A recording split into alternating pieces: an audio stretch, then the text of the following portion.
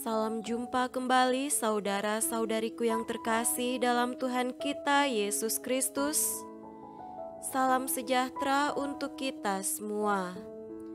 Berkat Allah yang Maha Kuasa senantiasa menyertai kita.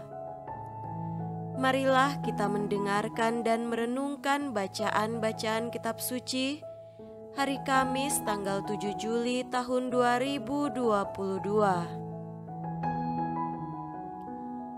Bacaan pertama dari Nubuat Hosea pasal 11 ayat 1b dilanjutkan dengan ayat 3-4 dan ayat 8c sampai 9. Ketika Israel masih muda, kukasihi dia, dan dari Mesir kupanggil anakku itu. Padahal akulah yang mengajar Efraim berjalan dan mengangkat mereka di tanganku, tetapi mereka tidak mau insaf bahwa aku menyembuhkan mereka. Aku menarik mereka dengan tali kesetiaan, dengan ikatan kasih. Bagi mereka, aku seperti orang yang mengangkat kuk dari tulang rahang mereka. Aku membungkuk kepada mereka untuk memberi mereka makan. Hatiku berbalik dalam diriku, belas kasihanku bangkit serentak. Aku tidak akan melaksanakan murkaku yang bernyala-nyala itu, tetapi akan membinasakan Efraim kembali. Sebab aku ini Allah dan bukan manusia, yang kudus di tengah-tengahmu, dan aku tidak datang untuk menghanguskan. Demikianlah sabda Tuhan. Syukur kepada Allah.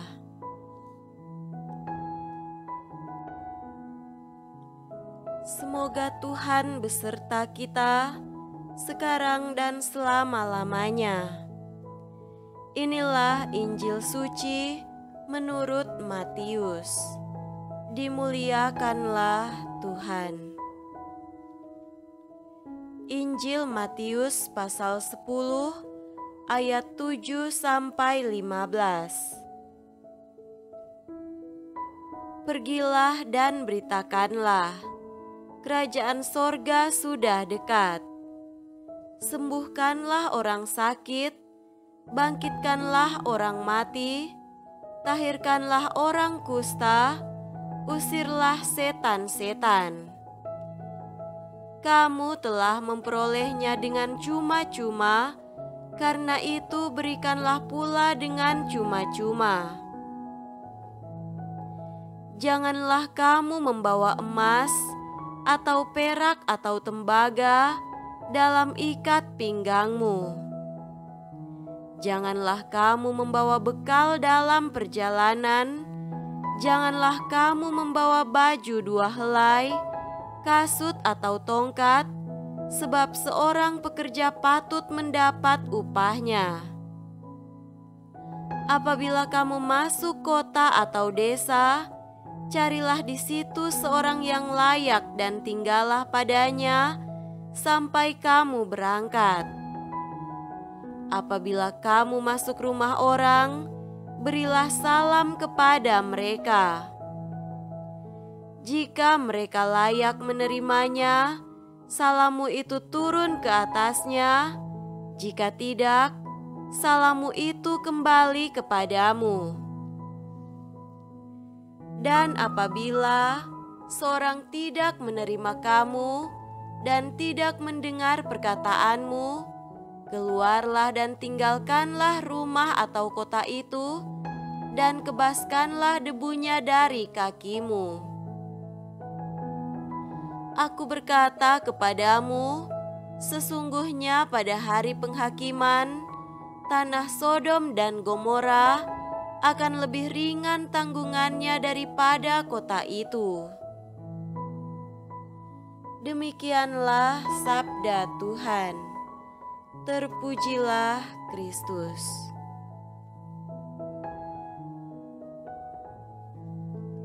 Saudara-saudariku yang terkasih dalam Tuhan kita Yesus Kristus, tema renungan kita pada hari ini adalah misi perutusan. Kita diciptakan Tuhan untuk sebuah misi. Misi itu adalah mewartakan kasih Tuhan kepada banyak orang di lingkungan sekitar kita. Tidak ada seorang pun yang ada di dunia ini tanpa misi. Misi bukan hanya milik dan hak sebagian kecil orang saja, melainkan bagian dari seluruh hidup dan panggilan kita sebagai orang Kristen. Orang Kristen tanpa misi bukanlah pengikut Kristus. Dalam Injil hari ini, Tuhan Yesus bersabda kepada para murid-Nya, "Pergilah dan wartakanlah." Perintah misi yang sama ditujukan kepada kita hari ini. Misi yang diembankan kepada kita bukanlah misi tanpa bekal. Bekal utama kita dalam bermisi bukanlah talenta, motivasi, kecerdasan ataupun bakat, walaupun semua itu baik dan berguna bagi karya misi. Bekal utama kita dalam bermisi adalah Kristus Tuhan yang kita imani dan alami. Sebagaimana para murid mengimani dan mengalami Tuhan, kita juga membawa iman dan pengalaman kasih Allah kepada sebanyak mungkin orang.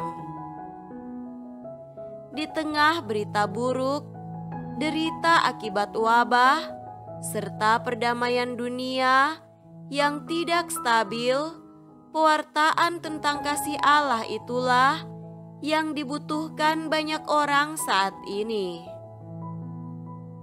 Saudara-saudari terkasih, ladang misi kita begitu luas membentang.